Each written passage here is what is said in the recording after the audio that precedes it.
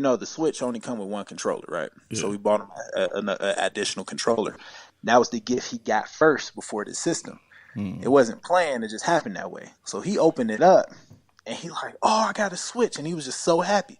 I was like, "Nah, actually, your auntie bought the controller before I told her we wasn't buying the system."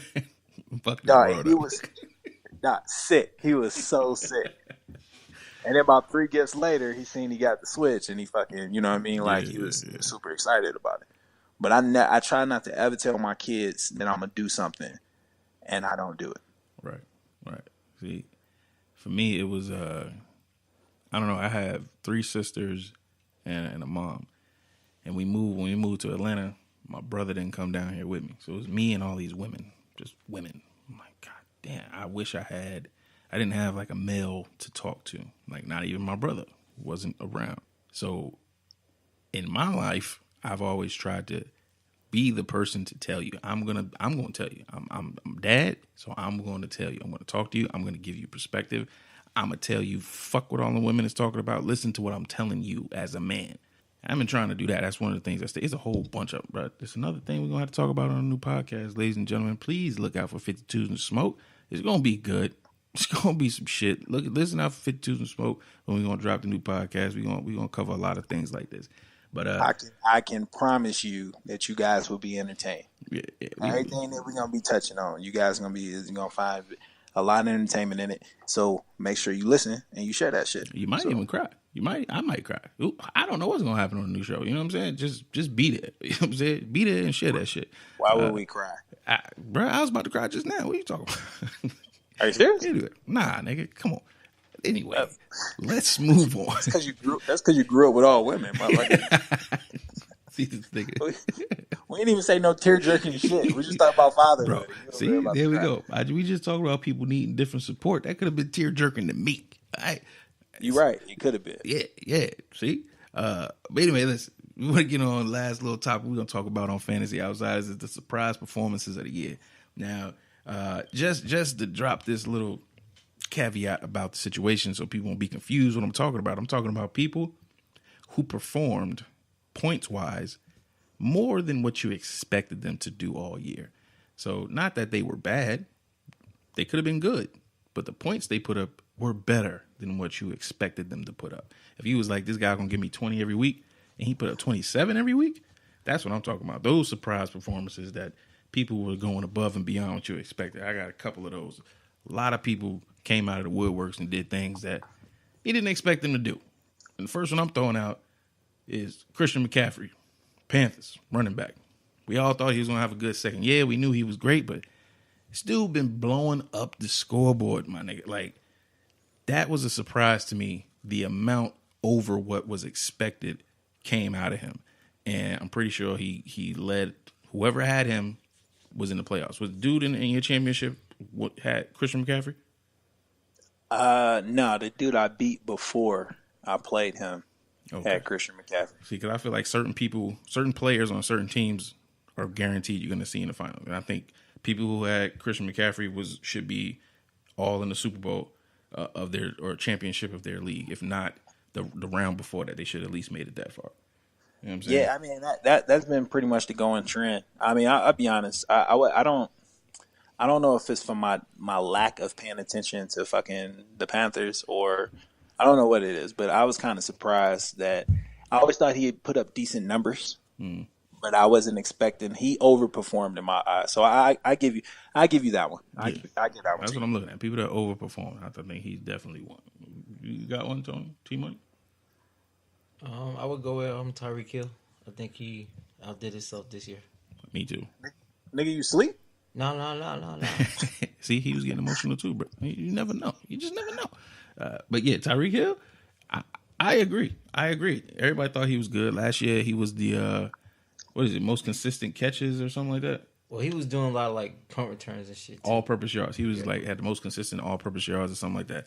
And people knew this year he was going to be good. But this year, he showed up as a wide receiver and blew the fucking roof off. I mean, given what was going on around in his team, we can't credit him with everything, but overall, the result was he outperformed. Yeah, definitely outperformed as the wide receiver. We didn't think he was putting up points like that. Crazy. fucking crazy. You guys, I'm gonna go with the obvious for that team. Fucking Patrick Mahomes. Oh yeah, that's another. I know that didn't even draft him. Yeah, that's the biggest surprise. Like I could have, but I was scared. I didn't think this nigga was not first year. Like, come on. Like, I wasn't expecting that. Like, honestly, I was looking at him and Trubisky. That was one of my mistakes this season. I think I would have sailed through the playoffs had I pulled the trigger on picking him up. Oh, nigga. He would have made a big difference on my team. Yeah.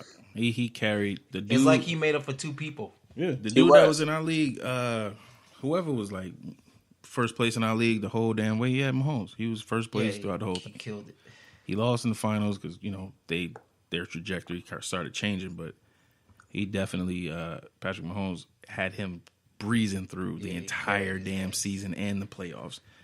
It's crazy. He was definitely a surprise. Who else was out there surprising me? I'm going to say Saquon Barkley, who I think is Rookie of the Year. You heard it here first. Hot take. It's like everybody know that shit. Everybody should know that shit. But he was a surprise. Not that he wasn't going to perform. I knew he was going to perform. I knew he was going to do well. But to the level that he's been playing, to the level of points he's been producing, I think he outperformed what people expected. For me, he was a surprise. I agree, because to me, that's his team over fucking Eli and Odell. Yeah, that's Saquon's team. So I would give you that one too. I thought they would. I didn't think they would run him as much as he did. You think differently, huh? I do. But why? Because Eli's arm strength was weak. He can't throw a deep ball. But when did we know that? Did we know that last year? Towards the end, yes. We knew he was getting weak and they was going to start running it more because Eli wasn't performing. I figured that's why they went for a running back. Well, they went for a running back because they never had one. Okay, so if you never had one, then you know that you got a good one. You're going to see what he can do. But you're not. But that still don't. Just because he getting more touches don't necessarily mean that he's going to put up those numbers. It doesn't. But if you're going to sacrifice for a second round, I mean not second round, but a second pick in the fucking draft, you're going to use the motherfucker. Yeah, I mean you're going to use him, but I didn't think it would be to that point. Why? The reason why I didn't think so because Odell the year before. You're going to double check that nigga. Didn't Odell get injured? Yeah, he did. He broke his ankle. Evan Ingram got injured. Yeah. All of these injuries in his passing attack. You still got Eli Manning, who, regardless of if he's weakening, and the conversation is get him out of here. Because people were saying they should have got a quarterback. That's how you knew his arm was getting weak. But I think the conversation was more of he's not performing, not that he can't perform. I didn't know if it was about his arm power or his decision making. It's just like his brother, the one you like. I don't think it's a matter. I think Eli has always played like that. He's always thrown as many touchdowns as he has interceptions. Right. That's what I guess that's what's confusing for me is either New York Giants fans are now grown tired of it because it's not that big of a regression when you watch him play. The motherfucker always been playing like that. Right. And that's why looked like that. He just looked like he fucking confused every time he taking the goddamn snap. That's why the arm power thing didn't pop up in my mind. It was just he's just doing, you know what I'm saying? If somebody's 50-50, sooner or later they're going to be on one side more than the other. And that's why it would make more sense that you would think that he would get more carries because...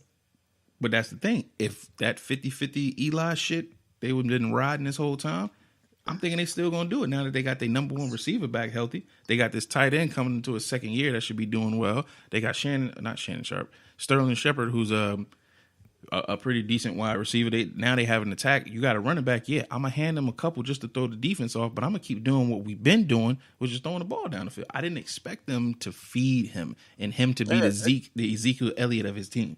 But you should have. That's what I'm saying. That makes sense. If you look at everything you're saying, that makes sense that he would have got that much touches. Because we have But it's not common that a rookie running back would come in making that mark, making that type of impact on the season. Yeah, but it's true. But the only two I could think of, Kareem Hunt and him. That's it. Yeah, but in recent years. Ezekiel, I give it to Zeke. Yeah. And that's what I'm saying, but they took that chance. So you saying they drafted him thinking he's gonna be their Zeke? Just like that's what. Oh, but when you say take a chance, it's no guarantee though. You know what I mean? Like you can feed him 30 times, and he could only get fucking 30 yards. It's like just because he's getting more touches and they feeding him, don't mean that he's getting that same performance. Yeah, but he even showed it in preseason. Like if I fucking get, if I see a hole and I hit it and nobody doesn't touch me, I'm gonna fucking break. See, now that's a Nigga, more a lot of convincing people argument. say shit all the time. You see fights. Yeah, what you gonna do? I'm gonna knock the nigga out. What happened? Yeah, but he was doing it consistently in the preseason. But then that's still preseason. People don't take that shit as serious. Yeah, that's what I mean. Like so you just knew that he was gonna be rookie. I didn't know he was gonna be rookie year, but I'm just saying, like, even if you watched him in college, you like, hey, this nigga's special. Yeah, I mean, I guess so. I just don't. What I'm concerned about, or what I think is throwing me off, is that I don't think coaching wise they made the decision to feed him like that based off of what Eli was doing. Because if you look at the team and how it's been built and how they found success, it was around Eli and passing. And when you get those weapons back, you want to start exploiting them. You get a new weapon out of Saquon Barkley, you're like, okay, all you're thinking is how this can help your passing. You're not thinking about making that the star like role. For example, like how the Falcons did with Julio. They jumped all the way up and they believed in that nigga. So you didn't think they were gonna put him straight to work like we throwing Julio. That's a wide receiver in the passing. Yeah, that's not a running back has a better chance of being successful than a wide receiver. That might be true. It might be true. And you know what? That's the opposite. They was a running team.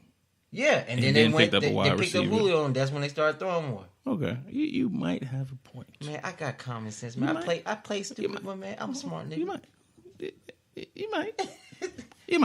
Tony, I'm gonna give you 10 points on this argument. That's cool. 10 points. 10 points.